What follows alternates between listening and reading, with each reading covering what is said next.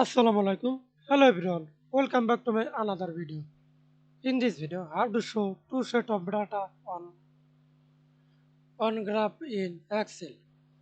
First of all, I select this set on and hold Control and select this set 2.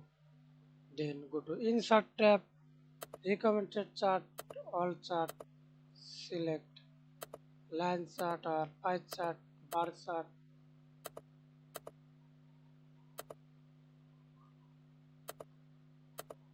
I select this chart. Then OK.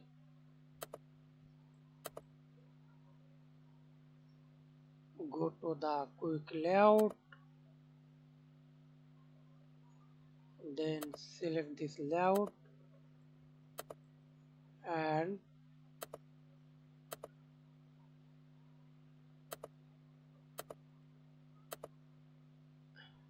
legend name error bars.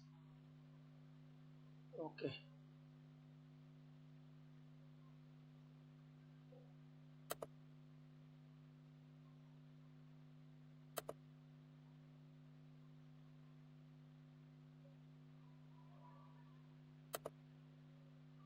thanks for watching video.